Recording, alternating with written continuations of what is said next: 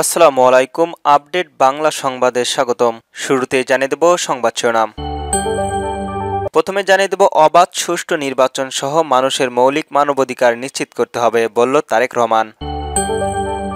সাবেক প্রতিমন্ত্রী লতিফ সিদ্দিকের জামিন।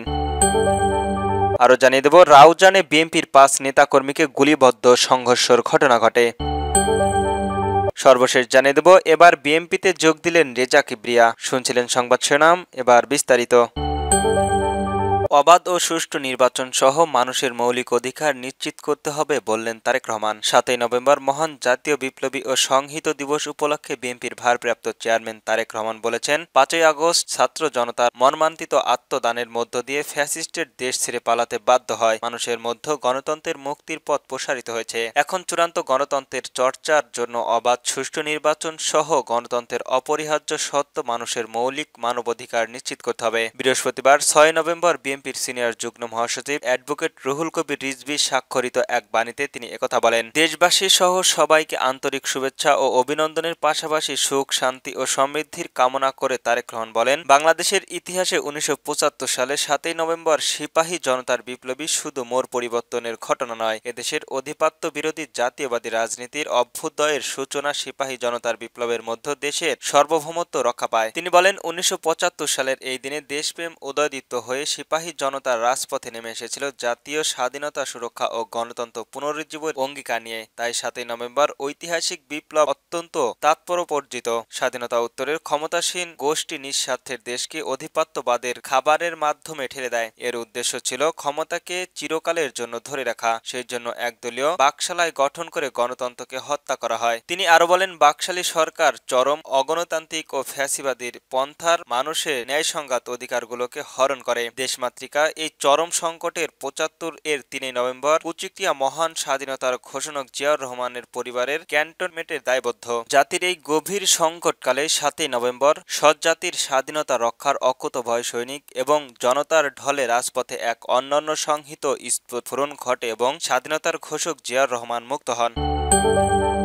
সাবেক মন্ত্রী লতিফ সিদ্দিকীর জামিন। রাজধানীর শাহবাগ থানার সন্ত্রাস বিরোধী আইনের মামলায় সাবেক বস্ত্র ও পাটমন্ত্রী আব্দুল লতিফ সিদ্দিকীকে জামিন দিয়েছে হাইকোর্ট। বৃহস্পতিবার ৬ নভেম্বর হাইকোর্টের একটি ডিসিশন বেঞ্চে তার জামিন মঞ্জুর করে দেওয়ার আদেশ হয়। সরকারি অ্যান্টি জেনারেল ইব্রাহিম খলিল বিষয়টি নিশ্চিত করেছেন। এর আগে গত ২৯শে আগস্ট রাজধানীর শাহবাগ থানার সন্ত্রাস বিরোধী আইনের মামলায় সাবেক বস্ত্র ও পাটমন্ত্রী আব্দুল লতিফ সিদ্দিক ও ঢাবির অধ্যাপক কার্জন সহ ১৬ জনকে কারাগারে পাঠানোর আদেশ দেয় আদালত। ঢাকার মেট্রোপলিটন ম্যাজিস্ট্রেশন সাহারা ফারজানার হকের আদালতে এই আদেশ দেন। শাহবাগ থানার এসআই মোহাম্মদ আমিরুল ইসলাম মামলাটি দায়ের করেন। এদিন মামলার তদন্তকারী কর্মকর্তা ও শাহবাগ থানার উপপরিদর্শক তৌসিফ হাসান আসামিদের কারাগারে রাখার আদেশ দেন। আসামি পক্ষের আইনজীবী জামিন আবেদন করেন। রাষ্ট্রপক্ষের অতিরিক্ত পাবলিক প্রসিকিউটর শামসুদ্দিন সুমন জামিনের বিরোধিতা করেন। শুনানি শেষে বিচারক জামিন মঞ্জুর করে কারাগারে পাঠানোর আদেশ দেন। মামলাটি অভিযোগ করা হয় বৃহস্পতিবার ২৮শে আগস্ট সকাল ১০টায় ঢাকার রিপোর্টার্স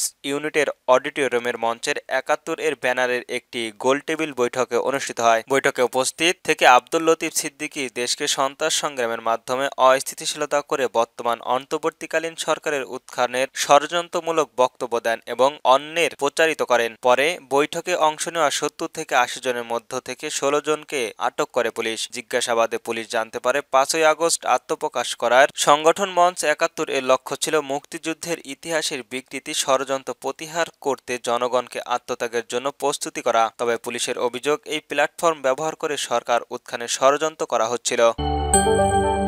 রাউজানে বিএনপির ৫ নেতা গুলিবদ্ধ। চট্টগ্রাম রাউজান উপজেলায় বড়গা ইউনিয়নের সন্ত্রাসীদের গুলিতে বিএনপি ও অঙ্গ সংগঠনযোগী সংগঠনের ৫ নেতার গুলিবদ্ধ হয়েছেন। বুধবার ৫ই নভেম্বর রাতে ইউনিয়ন ৪ নং ওয়ার্ডের চৌধুরীপাড়ায় এ ঘটনা ঘটে। গুলিতে আহতরা হলেন রাজওয়ান উপজেলা শ্রমিক দলের সাধারণ সম্পাদক আবদুল্লাহ সুমন, বরগনা ইউনিয়ন কৃষক দলের সহ সভাপতি মোহাম্মদ ইসমাইল, বারগনা ইউনিয়নের শ্রমিক দলের যুগ্ম আহ্বায়ক খোরশেদ আলম চৌধুরী, এছাড়াও অন্যান্য বিএনপির কর্মী। গুলিবদ্ধদের মধ্যে তিনজন চট্টগ্রাম মেডিকেল কলেজ হাসপাতালে ভর্তি, বাকি দুইজনের প্রাথমিক চিকিৎসা শেষে ছেড়ে দেওয়া হয়েছে। ভর্তিদের মধ্যে শ্রমিক দলের সাধারণ সম্পাদক আবদুল্লাহ সুমনের বুকে গুলি লাগায় তার অবস্থা আশঙ্কাজনক। জানা যায়, পুলিশ বুধবার রাত 11টার দিকে কয়েকজন সন্ত্রাসীর মোটরসাইকেল করে এসে এলাকায় গুলি ছোড়ে। এতে 5 জন গুলিবদ্ধ হন। খবর পেয়ে পুলিশ ঘটনাস্থলে পৌঁছে পরিস্থিতি নিয়ন্ত্রণে আনে। আহতরা সবাই চট্টগ্রাম উত্তর উপজেলা বিএনপির সাবেক সভাপতি গোলাম আকবর খন্দকার অনুসারী। তাদের দাবি, দলের আরেক নেতা গিয়াসউদ্দিন কাদের চৌধুরীর অনুসারীরা এই হামলা চালিয়েছে। তবে গোলাগুলির কারণ সম্পর্কে পুলিশ এখনো কিছু জানতে পারেনি।